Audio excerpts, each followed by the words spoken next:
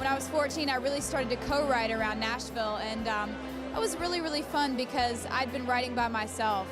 And getting involved in the whole songwriting community in Nashville really helped me along and helped me on my way to, becoming an artist. Taylor Swift has been on top of the world for over a decade. Stadiums sold out in minutes, merch lines wrapping around city blocks, headlines turning every outfit into a viral moment. But what's coming next isn't just another chapter of her Eras tour. This is something far darker. Insiders are calling it the $50 million Revenge Tour. And the title isn't an exaggeration. This isn't just a tour schedule. This is a hit list dressed up as a set list. Behind the bright lights and set changes, there's a quiet, calculated plan that has nothing to do with logistics or routing efficiencies and everything to do with settling scores. Taylor isn't just performing for fans, she's sending a message to the cities she's not performing in. And if you live in one of them, it's personal. Sources from within her tour production team, the ones who actually plan the shows, book the stadiums, and negotiate the deals, say the selection process for this tour was unlike anything they'd ever seen. Normally, you'd expect a mix of big markets, high-demand cities, and strategic international stops. But this time, it was a boardroom war map with cities literally crossed out in red marker, some with notes in the margins that were more like diary entries than business memos. One insider says she started the meeting with a simple question: who do I owe nothing to? Who do I owe payback? What followed was a brutal elimination process, where cities were cut not because of low ticket sales. In fact, many of these places have some of her most loyal fan bases, but because of personal grudges, bad memories, and behind-the-scenes betrayals that most people never knew about. And that's when the whispers started. Every city missing from the list began asking the same thing: why us? The official PR line from her camp is scheduling conflicts and production constraints. But if you ask the people in her orbit, the stylists, the former managers, the ex-friends, they'll tell you the truth. This tour is revenge in motion, and the $50 million price tag isn't the budget. It's the amount she's willing to lose to make sure certain places never see her on their stage again. Here's the alleged list of the cities on the blacklist: Denver, Colorado, the city where, according to a close friend, she felt humiliated during a private charity gala when the mayor made a joke about her dating history in front of donors.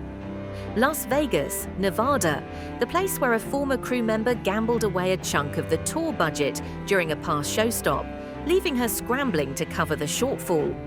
New Orleans, Louisiana, whispers say an ex-boyfriend's family still lives there, and she refuses to perform under their noses.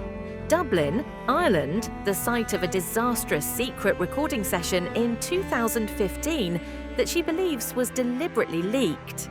Vancouver, Canada, the city where a local radio host ambushed her with an on-air question about real artistry that she has never forgiven. Melbourne, Australia, the only major Australian city left off because of an unresolved dispute with a promoter who once tried to underpay her opening act. Fans in these cities are furious, and the theories are flying.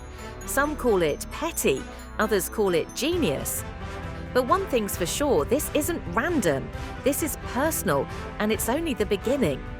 Taylor Swift's career has been built on turning personal pain into platinum hits. But this is a new level. The $50 million Revenge Tour isn't about making money, it's about making a point. And the point is clear: cross her and you're erased from the map. Take Denver. On paper, it's a perfect tour city. Massive stadium, loyal fan base, history of sold-out shows. But those who were in the room during that now infamous charity gala say she was blindsided when the mayor took the mic, thanked her for coming, and then said, "Maybe next time you'll bring one of your boyfriends along so we can finally meet one before the breakup." The crowd laughed. She smiled through it.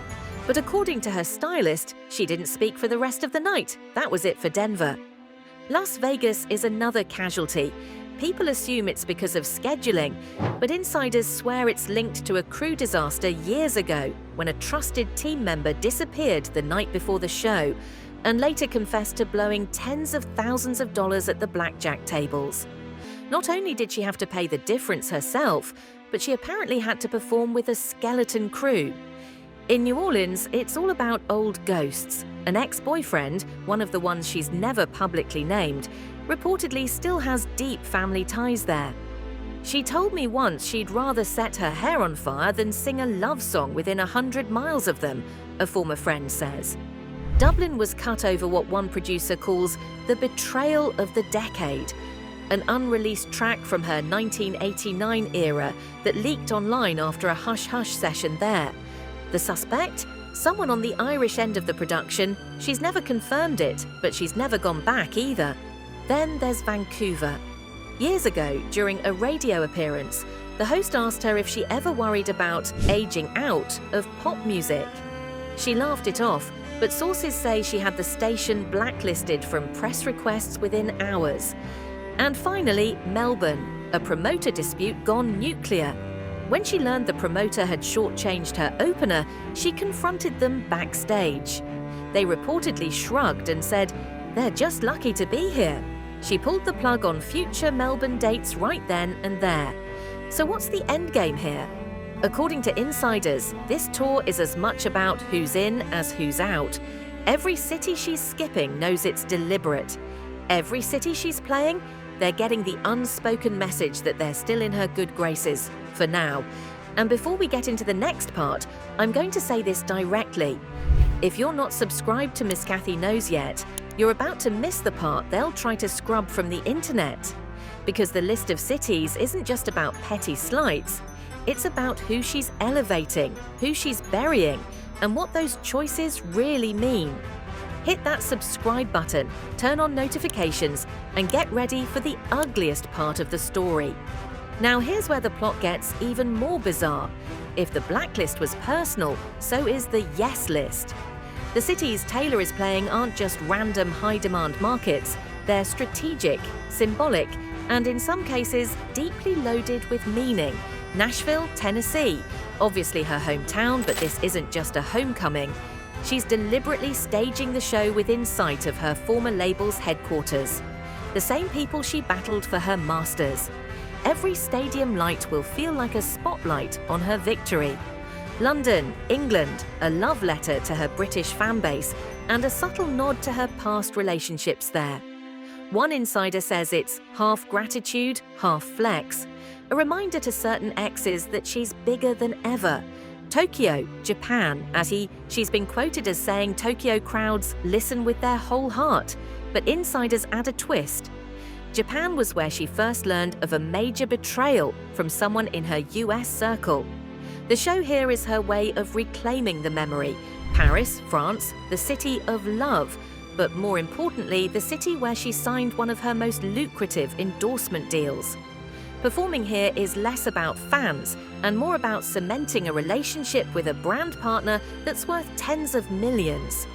Toronto, Canada, one of her most rabid fan bases, but the rumor is she's playing it over Vancouver as a message. Support me, and I'll give you everything. Doubt me, and I'll give you nothing. Sydney, Australia, the only Aussie city on the list, reportedly because the local government offered unprecedented support for her shows, including extended curfews and tax incentives.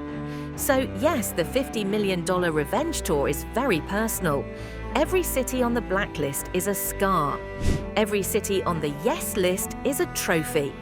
And the fans caught in the middle. They're arguing, fighting, and dissecting every decision exactly the way she wants it. Because in the end, whether you think she's being petty or playing 4D chess, one thing's for certain. This tour isn't about music, it's about power. And Taylor Swift is making sure everyone knows exactly who's in it and who's out.